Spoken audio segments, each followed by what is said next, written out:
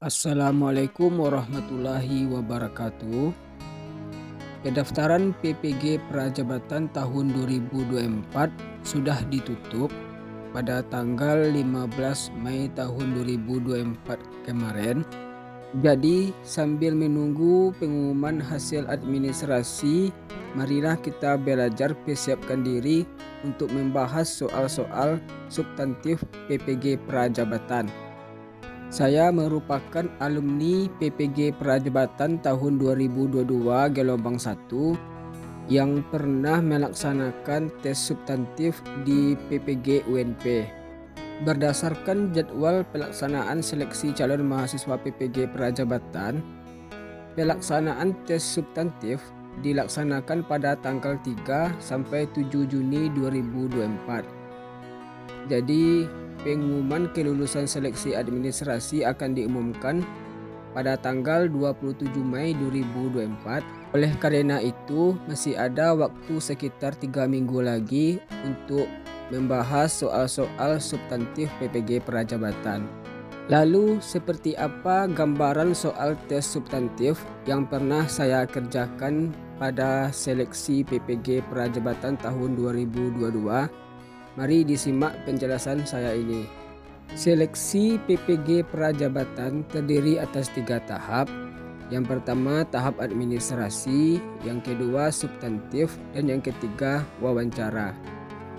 Pada seleksi administrasi berfungsi untuk menyeleksi berkas dan persyaratan administrasi pelamar. Sedangkan seleksi wawancara berfungsi untuk menanyakan kembali tentang esai yang sudah dibuat oleh pelamar.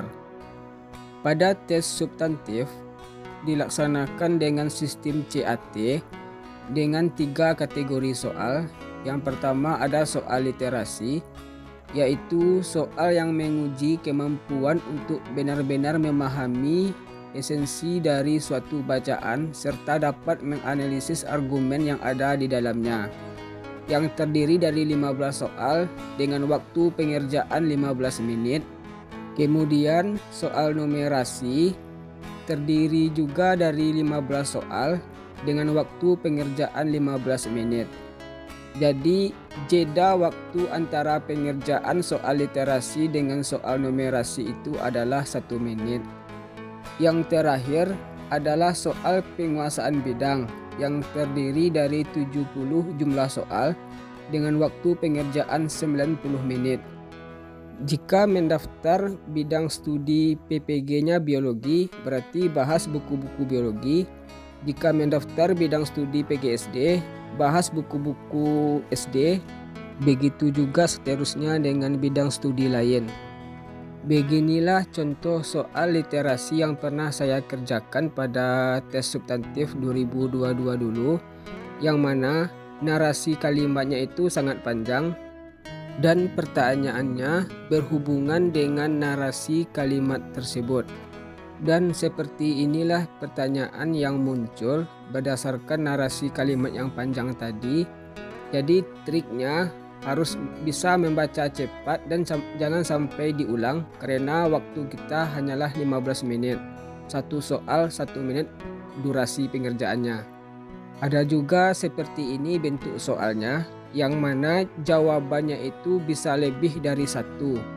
Untuk soal numerasi, seperti inilah yang pernah saya temui saat tes substantif tahun 2022 dulu, yang mana soalnya itu berhubungan dengan kehidupan sehari-hari yang membutuhkan logika atau nalar yang cukup tinggi.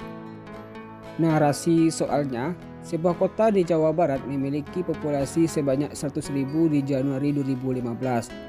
Peningkatan jumlah penduduk mencapai 5% per tahun. Pemerintah kota berencana akan membangun sebuah sekolah yang baru. Jika jumlah penduduk minimal 120.000, di tahun keberapa sekolah baru mulai dibangun? Dan seperti inilah pembahasan soalnya. Diketahui populasi sebuah kota di Jawa Barat itu pada Januari 2015 adalah 100.000. Peningkatan jumlah penduduk per tahunnya adalah 5%. Sekolah akan dibangun jika jumlah penduduk minimal 120.000. Jadi berapa peningkatan jumlah penduduk per tahunnya? Jadi sudah disebutkan 5%. Jadi 5% kali 100.000 didapatkan angkanya 5.000. Jadi dalam 1 tahun bertambah jumlah penduduknya 5.000. Jadi pada Januari 2016 jumlah penduduknya adalah 105 karena 100.000 tadi penduduk awal ditambah 5.000 kelahiran jadi 105. Dan Januari 2017 jumlah penduduknya adalah 110.000. Pada Januari 2018 jumlah penduduknya 115.000 dan pada Januari 2019 jumlah penduduknya adalah 120.000. Jadi jawabannya adalah B. Karena sekolah akan dibangun dengan minimal jumlah penduduk 120.000. Untuk soal penguasaan bidang, karena sekolah sudah menerapkan kurikulum merdeka, jadi pelajari saja capaian pembelajaran atau CP materi bidang yang dipilih, bisa dengan mempelajari buku-buku kurikulum merdeka bidang yang dipilih. Ini ada link simulasi tes literasi dan numerasi yang bisa dicoba baik melalui HP atau melalui laptop. Silakan login saja ke alamat website tersebut, bisa belajarnya secara mandiri.